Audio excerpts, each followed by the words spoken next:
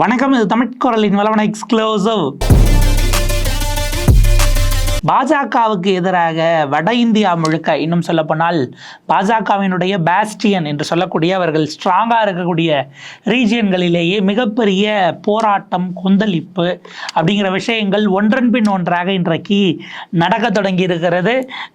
இன்றைக்கு நம்ம பார்க்கும் பொழுது செய்திகளில் குஜராத் அப்படிங்கிற இடம் மிக மோடியினுடைய அந்த தாயகமாக பார்க்கப்படுகிற அவருடைய மாநிலம், தாய் மாநிலமாக பார்க்கக்கூடிய குஜராத்தில் தொடங்கி ஹரியானா, இந்த பக்கம் கர்நாடகா, அதே வந்து பார்த்தீங்க அப்படின்னா அக்னிபாத் ஸ்கீம் அப்படிங்கிறது தொடர்பான விஷயங்கள் மீண்டும் பேசுபொருளாக இருக்குது. விவசாயிகள் போராட்டம்னு பல ஸ்டேட்ஸில் இன்றைக்கு அடுத்தடுத்து மோடிக்கு மிகப்பெரிய பின்னடைவு நடந்து கொண்டிருக்கிறது. ரொம்ப குறிப்பாக சமீபத்தில் அமித்ஷா அவர்கள் 2 முறை தமிழ்நாடு வருவதை கேன்சல் பண்ணதற்கான காரணமே இன்றைக்கு வட இந்தியாவில், குறிப்பாக உத்தரப்பிரதேசம், குஜராத், ஹரியானா இங்கெல்லாம் மிகப்பெரிய அடியை பாஜக வாங்கி இருக்கிறது.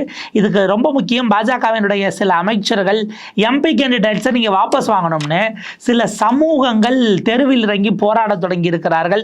மிக அதீதமாக ராஜ்புத் சமூகம் என்று சொல்லக்கூடிய சமூகத்தினர் இன்றைக்கு ஒரு கேண்டிடேட்டை என்ன ஆனாலும் பரவாயில்ல, ராஜ்புத்துகள் நாங்கள் எல்லாம் ஒன்று சேர்ந்து அந்த கேண்டிடேட்டை மட்டும் இல்லை பிஜேபியவும் தோற்கடிப்போம் நீங்கள் அவர் ஆதரிச்சிங்கன்னா அப்படின்னு மிகப்பெரிய கொந்தளிப்பு இன்றைக்கு குஜராத்திலேயே வந்திருக்கிறது.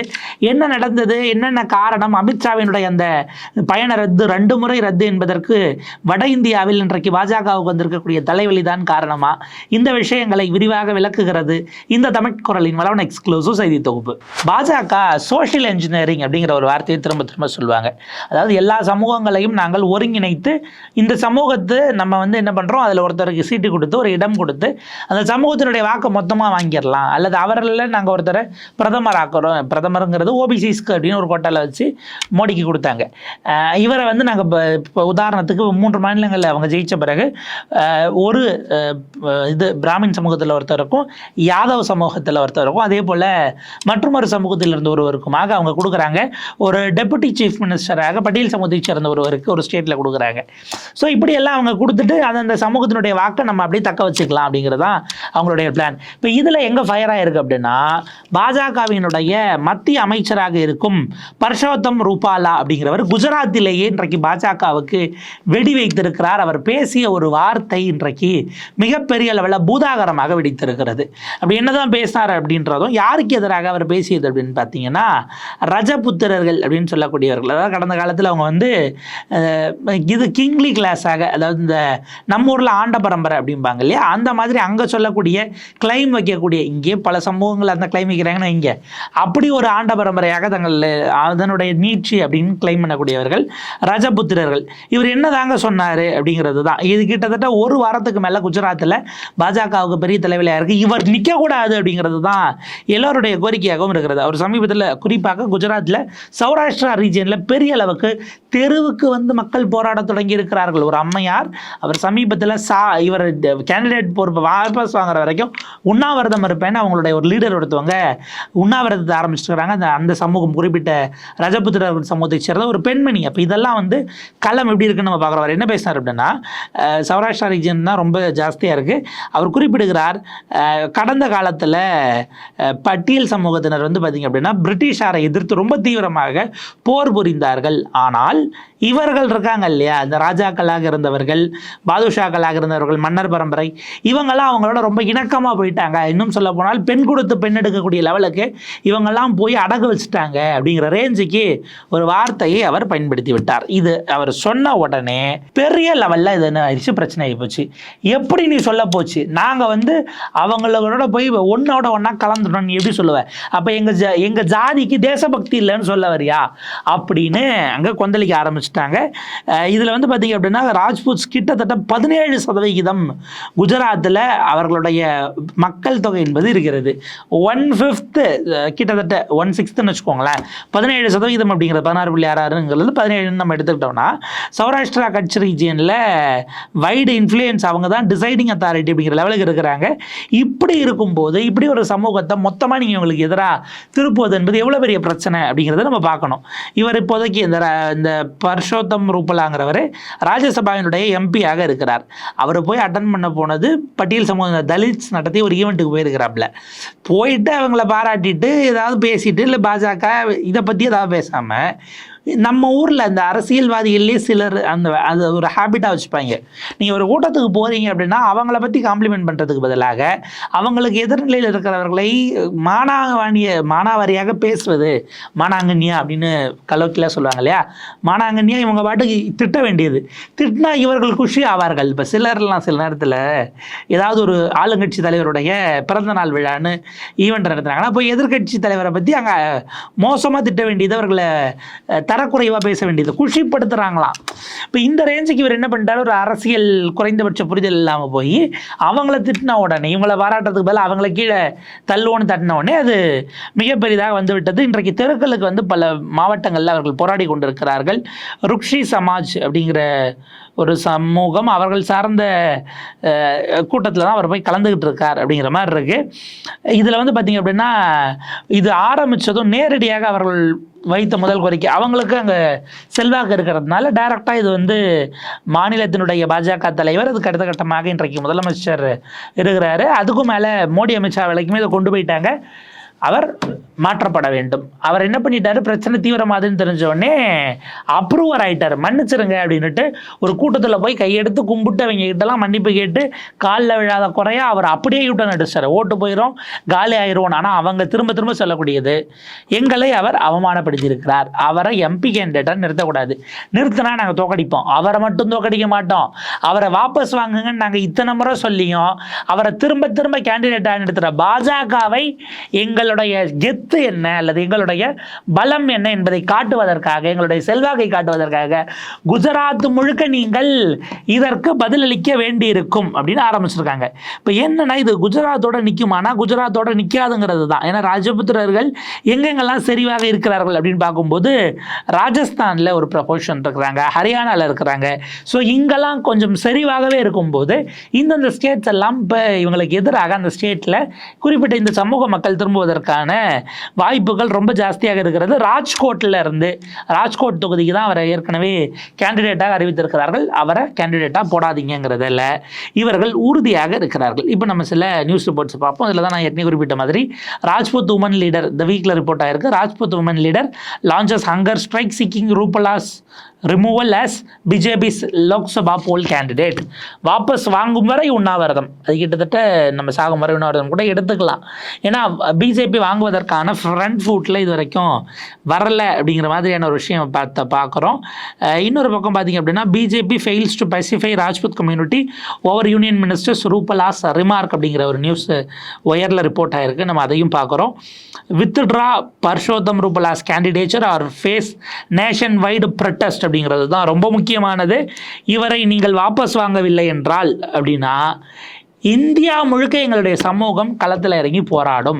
பிஜேபிக்கு எதிரான போராட்டமாக அது இருக்கும், வெறும் தனிநபருக்கு கிடையாது, பிஜேபி என்கிற கட்சிக்கு எதிராக நடக்கும். இந்தியா முழுக்க அந்த அஜிடேஷனை ஃபேஸ் பண்ண நீங்கள் தயாராகிக்கோங்க அப்படின்னு அவங்க எச்சரித்திருக்கிறார்கள். ஒரு கூட்டறிக்கை அப்படிங்கிறது எக்கனாமிக் டைம்ஸில் ரிப்போர்ட் ஆகிருக்கிறத நம்ம பார்க்குறோம். இதே போல் பார்க்கும்போது tax inclusive Kshatriyas insist BJP replace Rupala அப்படின்ற இன்னொரு நியூஸ் ரிப்போர்ட்டையும் நம்ம பார்க்குறோம். அதில் வந்து பார்த்தீங்க அப்படின்னா அவங்க கூட்டாகவே உட்காந்து செய்தியாளரை சந்தித்து leaders of the Kshatriya community, இப்போ அது கரெக்டு தானே, அது குறிப்பிட்ட சமூகம் அப்படிங்கிறத தாண்டி இப்போ அவங்க வர்ணாக்குள்ளே போயிட்டாங்க.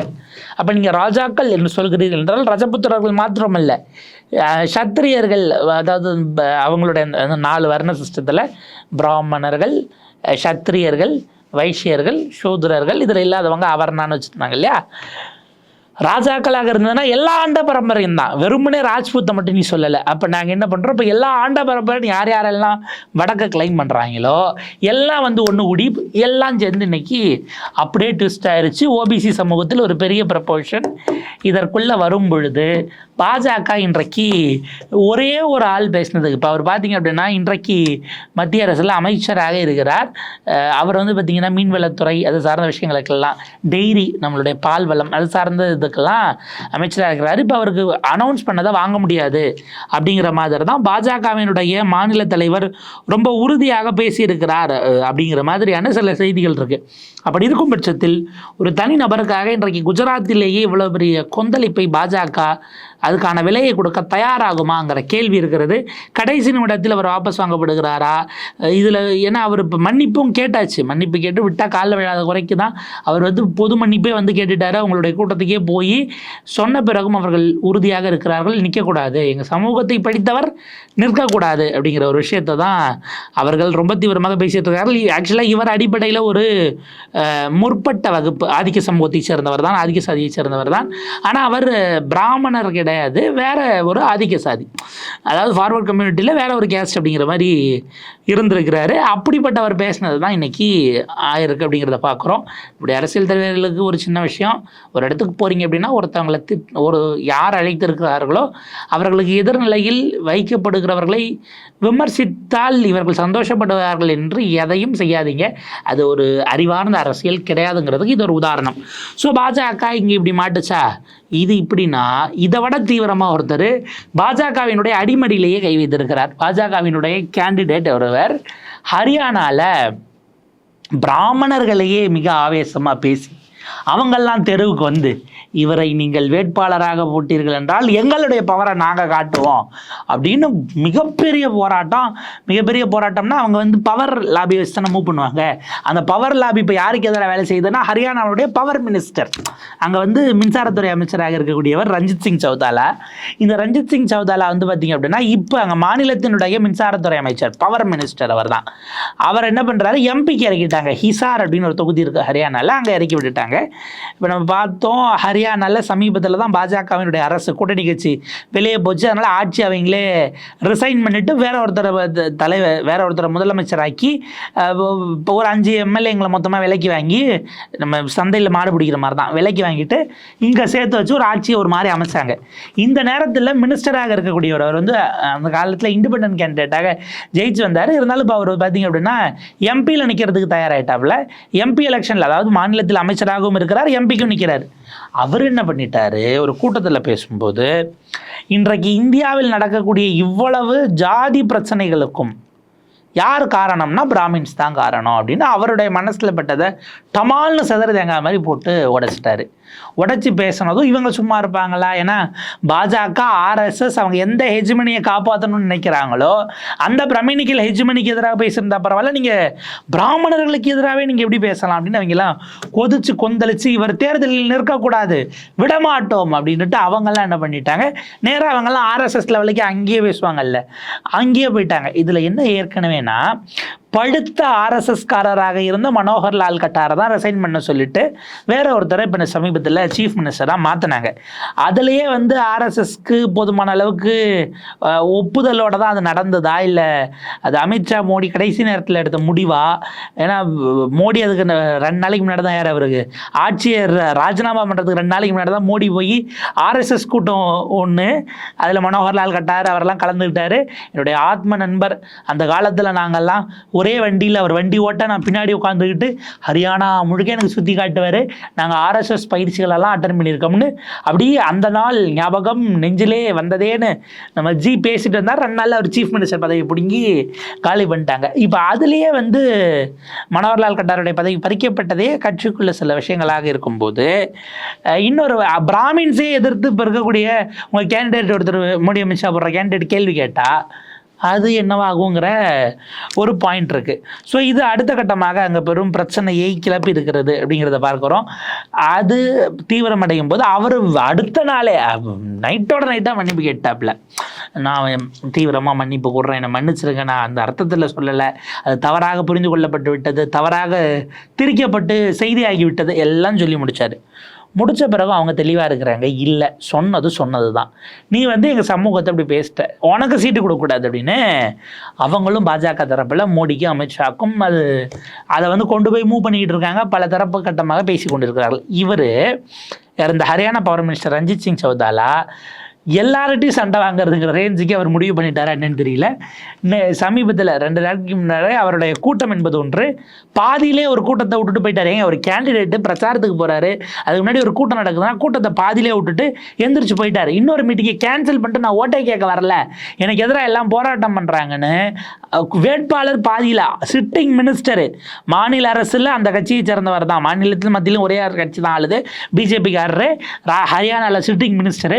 ஒரு மினிஸ்டரால் ஓட்டு கேட்டு போக முடியல அவர் எலெக்ஷனில் நிற்கும் போதுன்னா என்ன மாதிரி ஹரியானாவில் பாஜக இருக்கிறது அப்படிங்கிறத நம்ம கவனிக்கணும். நம்ம அந்த நியூஸையும் பார்க்கலாம். இப்போ ஸ்க்ரீனில் பார்த்துட்டு இருக்கிறோம். டைம்ஸ் ஆஃப் இந்தியா ரிப்போர்ட் பண்ணியிருக்கக்கூடிய ஒரு செய்தி, BJP leader face farmers ire, Ranjit exits meeting. பாஜகவினுடைய ரஞ்சித் சிங் சௌதாலா தொடர்ந்து அவருக்கு எதிராக அங்கே ஒரு பெரிய சலசலப்பு ஏற்பட்டதுனால மீட்டிங்கை பாதிலே விட்டுட்டு எந்திரிச்சு கிளம்பி போயிட்டாரு அப்படிங்கிறது தான் செய்தியாக பார்த்து கொண்டு இருக்கிறோம். என்ன நடந்திருக்கிறது அப்படின்னா, பாதியிலே விட்டுட்டு போகிறதுக்கு காரணம் விவசாயிகளை சந்தித்து பிரதிநிதிகளோட கலந்துரையாடல்னு போட்டிருக்காங்க. விவசாயிகளை சந்தித்து கலந்துரையாடலுக்கு பாஜகக்காரங்க போகலாமா? நம்ம ரொம்ப உதாரணம், ரொம்ப இங்கே சுற்றிலாம் போக வேண்டாம், நம்ம அண்ணாமலையை எடுத்துக்கலாம்.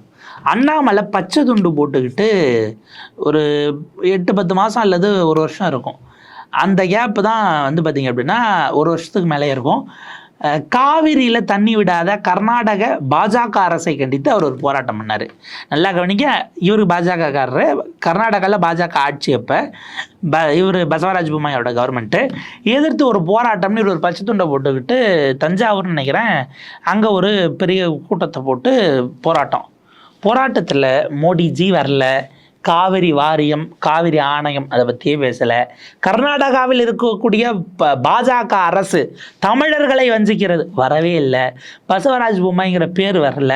ஆரம்பித்தார் ஸ்டாலினில் ஆரம்பித்து அந்த பக்கம் காங்கிரஸ்லேருந்து அத்தனை பேரையும் திட்டினாப்புல, வளைச்சு திட்டினார். கர்நாடகாவில் காவிரியில் தண்ணி விடலன்னு பிஜேபிங்கிற பேரும் வரல, கர்நாடகா கவர்மெண்ட்டுன்னு வரல, அப்படி ஒரு விதமான போராட்டத்தை பண்ணார். இதுதான் வந்து அதிகபட்சம் விவசாயிகள் குறித்து அவங்களால பேச முடியும். ஏன்னா 3 வேளாண், இதில் இவர் டாபிக் ஆஃப் டிஸ்கஷனை பாருங்க, 3 வேளாண் சட்டங்களையும் திரும்ப பெற்ற பாஜகவுக்கு நன்றி அறிவிக்கும் விதமாக கலந்துரையாடல் போட்டிருக்காங்க. 3 சட்டத்தை கொண்டு வந்தது யார் கொண்டு வந்த சட்டத்தை நீ வாபஸ் வாங்கின, கொண்டு வந்தது யாருன்னா அதுவும் நான் தான், வாபஸ் வாங்கினது யார் அதுவும் நான் தான். எதுக்கு வாபஸ் வாங்கினேன்? 1 வருஷமாக போராட்டினீங்க, அதுக்கு வாங்கலை, எலெக்ஷன் வந்துச்சு, மாற்றிக்கிட்டு ஓட்டு போட்டு தோக்கடிச்சிருங்களான்னு பயத்தில் வாங்கிட்டோம், இவ்வளோதான் மேட்ரு. நீங்கள் இதில் போய் வேளாண் சட்டத்தை திரும்ப வாங்கியது குறித்து கலந்துரையாடல், அந்த அளவுக்கு விவசாயிகள் மேலே அக்கறையோட இருக்காரு அப்படின்னு போய் அவங்க அங்கே கொந்தளிச்சு போய் அதை பண்ணீங்களா இப்படி சொன்னீங்களே, வருமானத்தை ரெட்டி பார்க்க வேண்டிங்க, ஆனால் விவசாயிகளுடைய தாங்களே மாய்த்து கொள்ளக்கூடிய அந்த தற்கொலை எண்ணிக்கை அப்படிங்கிறது உச்சபட்சமாக போயிருக்கு. அதுக்கு என்ன பண்ணீங்க, இதுக்கு என்ன பண்ணீங்கன்னு கேட்டதும் மீட்டிங்கை பாதிலே விட்டுட்டு ஒரு மினிஸ்டர் கம் இப்போ எம்பி கேண்டிடேட்டு அப்படியே தெரிச்சு சதறி பாதிலே கார் ஏறி போயிட்டாப்புல. அவ்வளோதான். விவசாயிகள் இதை தாண்டி விவசாயிகள் மிகப்பெரிய போராட்டத்தை முன்னெடுத்திருக்கார்கள். ஏன்னா இவர் கடந்த காலத்தில் இவங்கெல்லாம் வந்து பார்த்திங்க அப்படின்னா பஞ்சாபில் போராடக்கூடிய விவசாயிகள், பஞ்சாப், ஹரியானா எல்லா பக்கத்துலையும் இவங்களுக்கெல்லாம் வந்து பார்த்திங்க அப்படின்னா காலிஸ்தானிகள் தொடர்பு இருக்குது அப்படின்னு பேசியிருக்கிறாப்புல. அப்போ இப்படி நீ எப்படி பேசுவ, போராடுறவங்களுக்கே கனெக்ஷன் இருக்கான்னு நம்ம ஆராயணும் அப்படின்லாம் நீ கடந்த காலத்தை எப்படி பேசுவ, எங்களுக்கு வருமானத்தை ரெட்டி பார்க்க வேண்டிய ஆக்கணியான்னு ஜியிலேருந்து அத்தனையும் வச்சு வளைச்சு கேட்டிருக்கிறாங்க. இதில் வந்து பார்த்திங்க அப்படின்னா விவசாயிகள் அவங்க அந்த ஈவெண்ட்டெல்லாம் போட்டு இதை கவர்மெண்ட் வந்து எப்படி நீங்கள் இங்கேருந்து அங்கே போகிறத நீங்கள் தடுக்கலாம் அப்படின்னு கேட்கும்போது தான் இவர் நீங்கள் இதை என்ன பண்ணீங்கன்னுட்டு பாதியில் மீட்டிங்கை விட்டுட்டு அமைச்சராகவும் சேர்ந்து வந்து அல்லது எம்பியாக ஒரு அட்டன் பண்ண மீட்டிங்கை விட்டுட்டு எஸ் ஆகிட்டார் எம்பி கேண்டிடேட்டாக. இது அப்படியே இருக்க இன்னொரு பக்கம் வந்து பார்த்திங்கன்னா அதுக்கு அடுத்து அதே ஏரியாவில், ஏன்னா இப்போ ஒரே இடத்துல 2 வேலையும் பார்த்துக்கலான்ட்டு மினிஸ்டராகவும் போயிட்டு எம்பி கேண்டிடேட்டாகவும் சாயங்காலம் பிரச்சார கூட்டம்னு இருந்தது. அவருக்கு எதிராக மிகப்பெரிய போராட்டத்தை ஏரியா முழுக்க பண்ணதும் பிரச்சாரத்துக்கும் வரல அப்படியே கேன்சல் பண்ணிவிட்டு எம்பி கேண்டிடேட்டாக நின்றவர் ஓட்டு கேட்டு உள்ளே போக முடியாத லெவலுக்கு ஹரியானாவின் நிலை இன்றைக்கு மாறி இருக்கிறது அப்படிங்கிறத தான் பார்க்குறோம். உத்தரப்பிரதேசத்திலும் கூட ஒரு மிகப்பெரிய அளவுக்கு இன்றைக்கு உள்ளுக்குள்ளே அண்டர் கரண்ட் அப்படிங்கிறத தாண்டி அங்கே வந்து களம் அப்படிங்கிறது பாஜகவுக்குள்ள மிகப்பெரிய அதிருப்தியை உருவாக்கி இருக்கிறது அப்படிங்கிற ஒரு விஷயம் இருக்குது. ஏன்னா இவங்க இந்த 10 ஆண்டுகள் அப்படிங்கிறத தாண்டி யோகிக்கு இது கிட்டத்தட்ட 7வது ஆண்டு, 6 ஆண்டு முடிஞ்ச 7வது ஆண்டு நோக்கி அவர் போகிறார், இந்த பிப்ரவரி முடிஞ்சதும். அப்போ அப்படி இருக்கும்போது அவர்களுடைய அந்த கூட்டமைப்பு அப்படிங்கிறது இருக்கு இல்லையா, இவர்கள் அங்கே உள்ள எதிர்பார்த்த லெவலுக்கு இப்போ ராமர் கோயிலை கட்டிடுவேன்னு சொல்லி ஒரு விஷனரியாக காட்டினதும் கட்டி முடிச்ச பிறகு இதுக்கப்புறம் என்னங்கிற கேள்வி இருக்குது. யூனிஃபார்ம் சிவில் கோடை பற்றி யாராலையும் யோசிக்கவே முடியாதுங்கிற ஒரு இடம் இருக்கிறது.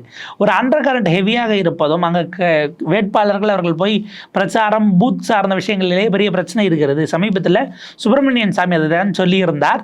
அது ரொம்ப அவங்கள டிஸ்டர்ப் பண்ணியிருக்கிறது. உத்தரப்பிரதேசத்திலேயே அடி வாங்குவதற்கான வாய்ப்பு கூடியிருக்கிறது. உடனடியாக அதை நீங்கள் அதுக்கு என்னென்னு பார்க்கணும் அப்படின்ற ரிப்போர்ட்ஸும், மகாராஷ்டிராவில் 3 கட்சி கூட்டணியாக வச்சு ஆளாளுக்கு பண்ணக்கூடிய பிரச்சனைகளும் தான் இன்றைக்கு பெருமளவிற்கு வெடிக்க தொடங்கி இருக்கிறது. பாஜக தன்னுடைய தூக்கத்தை எடுத்துவிட்டு தமிழ்நாடு மீட்டிங் அமித்ஷா கேன்சல் பண்ணுறாருனா தமிழ்நாட்டுக்கு எத்தனை முறை போனாலும் வரப்போகிறது இல்லை. ஆனால் நம்ம எங்கே ஸ்ட்ராங்காக இருக்கோமோ அங்கே ஹோல்டை விட்டுட்டோம்னா திரும்ப கிடைக்காது அப்படிங்கிற ஒரு வேகத்தில் தான் அவர் அந்த 2 நாள் மீட்டிங்கை கேன்சல் பண்ணிவிட்டு அங்கே அவர் உடல்நலம் சரியில்லை, வேறு எதுவும் மீட்டிங்ஸ் அட்டன் பண்ணல அப்படின்னு சொன்னாலும் கூட அரசியலை விட்டு 2 நாள் நான் தள்ளி நிற்கிறேன்னா நிச்சயமாக இருக்கக்கூடியவர்கள் அமித்ஷா.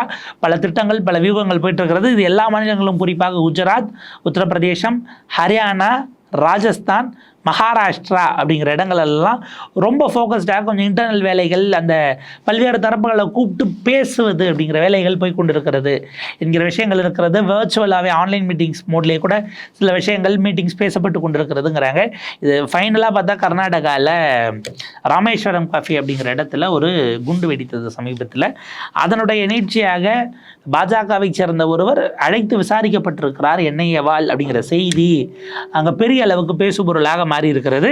அதாவது மிக முக்கியமாக பிரதான குற்றவாளிகள் என்று குற்றம் சாட்டப்படுகிற 2 பேரோடு நெருங்கி தொடர்பில் இருந்த பாஜகவை சேர்ந்த ஒருவர் விசாரிக்கப்பட்டிருக்கிறார். அவருடைய விஷயங்கள், அவருடைய டிரான்சாக்ஷன்ஸு, மொபைல் ஃபோன்ஸு, ஆவணங்கள் இதெல்லாம் விசாரணைக்கு உட்படுத்தப்பட்டிருக்கிறது. என்டிஏ அவரை டீடைன் பண்ணிருச்சு அப்படிங்கிற செய்திகளை பார்க்கும் பொழுது பாஜக அதில் கொடுக்க விரும்பிய கலரை தாண்டி இப்போ வேற ஒருத்தர் மாட்டினதுனால பாஜக அதை எந்த லெவலுக்கு இதுக்கப்புறம் கையில் எடுக்குங்கிறதும், கடந்த முறை கர்நாடகாவில் இப்போ பாஜக வாங்கிய சீட் என்பது குறைவதற்கான வாய்ப்பு தான் கூடுதலாகி இருக்கிறது அப்படிங்கிற விஷயங்களையும் பார்க்குறாங்க. இது மிக முக்கியமான ஒரு காலகட்டமாக இருக்கிறது. இன்றைக்கு பாஜக அவர்களுடைய சொந்த கேம்புக்குள்ளேயே பலவிதமான எதிர்வினைகளை சந்தித்துக் கொண்டிருக்கிறது. அடுத்தடுத்த நிலையில் எப்படி போகுது அப்படிங்கிறத நம்ம பார்க்கலாம். பாஜக எதிர்பார்த்ததை விட அல்லது வெளியில் சொல்வதை விட அதில் பாதிக்கு பாதி சீட்டு தான். 400 வருங்கிற லெவலுக்கு போயிட்டாரு. அப்கி பார் 400+ அப்படிங்கிற இடத்துக்கு இருக்காங்க இல்லையா, அது வராது அப்படிங்கிறது தான் அவங்களுக்கு கையில் இருக்கக்கூடிய ரிப்போர்ட்ஸ் என்பதால் தான் இவ்வளவு பதற்றத்தோடு இருக்கிறது பாஜக. அடுத்தடுத்த நிலைகளில் பேசுவோம். இணைந்திருங்கள் தமிழ் குரலோடு. நன்றி, வணக்கம்.